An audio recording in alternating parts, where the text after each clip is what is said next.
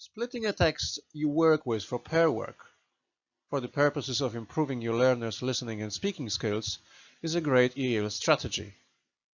Split dictation is a great way of doing this. Two students have the same text, but with different portions of it turned into gaps. They need to dictate the text to one another, and they will need to listen to complete the gaps.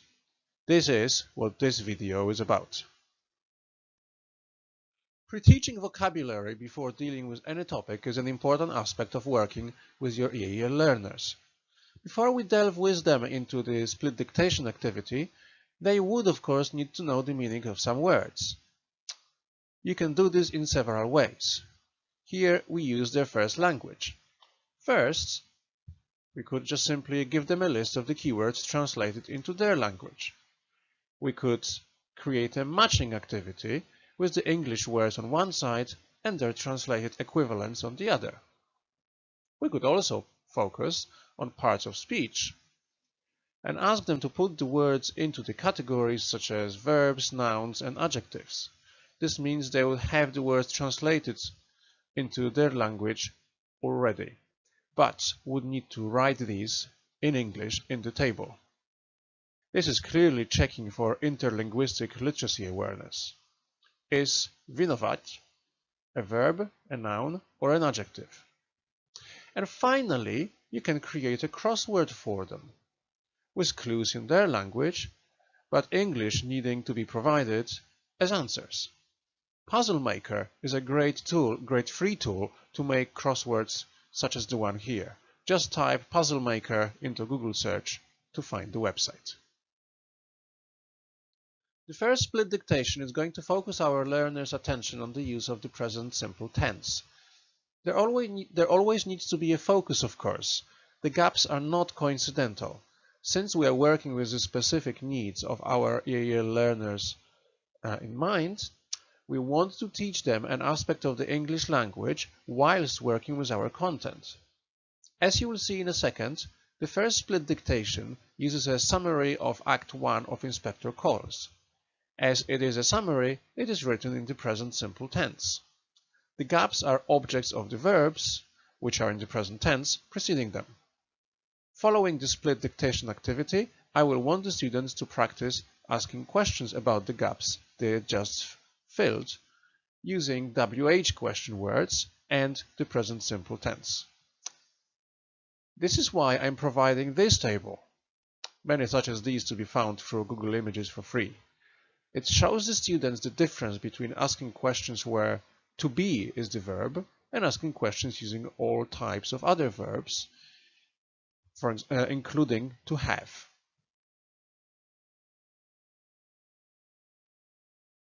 On to the split dictation. For clarity, I am using a numbered list of sentences here, specifically instructing student A and student B which sentences they are to read. Pairs are instructed to sit on the opposite sides of the table to remove any temptation to copy from each other. They need to read their full sentences. Should they need to repeat these several times or spell certain words, they can, need, and should do so. It is, of course, inevitable that such tasks will take less time for some and more for others.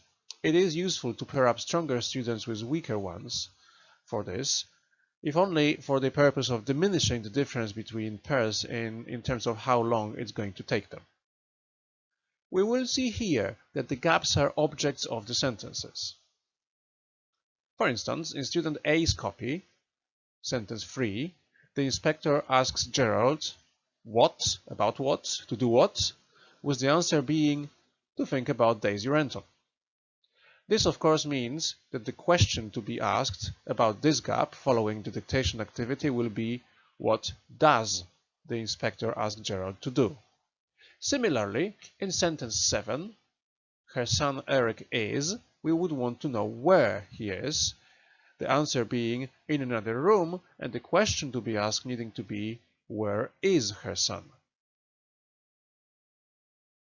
Once the activity is done, we can differentiate the arising task to write questions about the gaps by providing our learners with either, as you can see here, the full substitution table, the lowest red level, including all the question words necessary, all the auxiliary verbs necessary, do, does, is, are, and options for finishing the question with subjects and verbs. The orange, middle level, receives just the first two columns, and green, the top one, just the question words. There is an error here, which I corrected in the lesson, in that one of the questions actually requires the question word how, which is not here.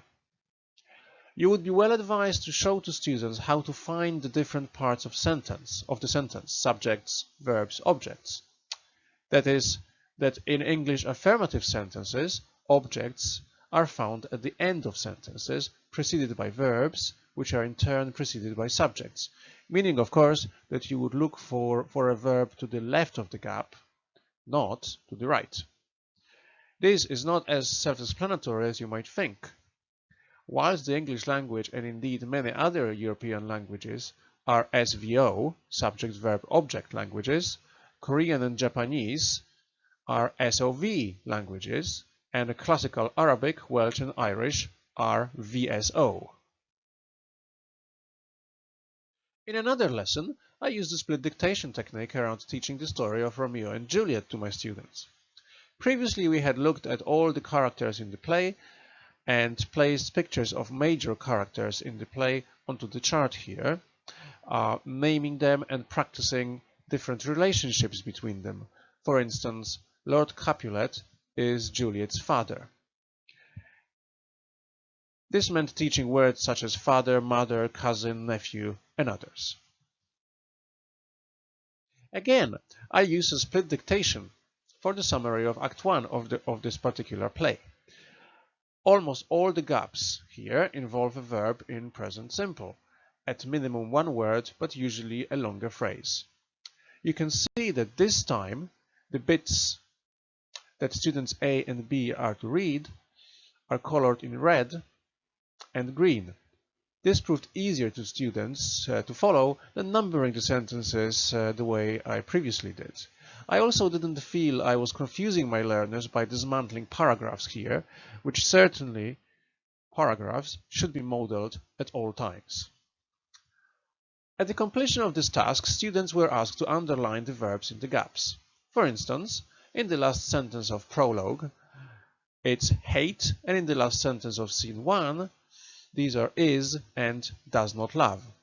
We revisited here when the suffix s is used in the conjugation of the present simple verbs and when it is not, as well as the use of is and are. This awareness will be crucial to the completion of the final task ahead of the students this lesson.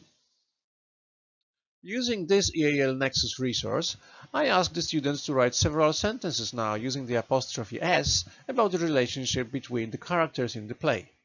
The substitution table was useful for students at lower levels of their English language acquisition.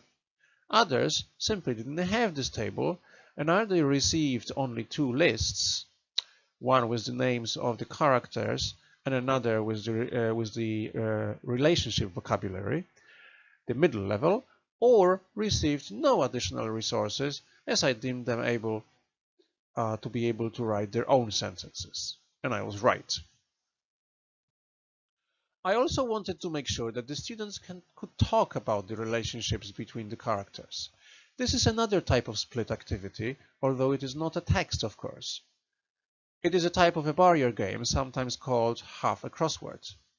Student A gets a crossword with some answers written in, but not the others, and vice versa for student B.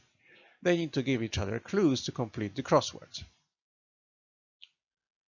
Some versions of these crosswords have the clues printed for students to read out to the other learner, thus focusing specifically on listening skills. However, I was quite confident that the students should be able to speak the clues to each other themselves, so that we could practice both listening and speaking skills. We have a starter sentence under the crossword, but not much else. Students have to say to each other sentences such as, "This character is Romeo's friend," the answer being Mercutio. Such crosswords serve another great purpose, of course. They lock the students into correct spelling of words. there being a specified number of boxes for letters provided. We can reuse the substitution table from the previous writing task, of course, by altering the first column to say this character and providing it to our weaker students. I did so, and it acted as a speaking frame, this time for the crossword task. Now it's time to extend the use of the language. We looked with our students at the present simple use of the verbs in the summary, and we looked at the possessive s attached to names to show relationships. Let's use these to make the sentences longer and more complex. You can see here how we can now, starting with very simple sentences such as Benvolio is Romeo's cousin, make them into more complex. A part of the original sentence now becomes a subordinate clause, who is Romeo's cousin, and we add the relevant information from the text to tell us more about this character and what he does. The students were asked to do just that, following introducing them to the idea. You can provide additional differentiation by using a table such as the one here, perhaps, for the weaker students. For lack of space, the table here can be used to make just 3 sentences, but of course you could extend this to as many as you wish. Another way is to highlight or underline the fragments in the text that tell us what the characters do, the bits in the black fonts here. But it would be for the learners to determine who these are about and to write about the relationships between the characters. So this is some of the ways in which splitting text for pair work can be used when working with EAL learners.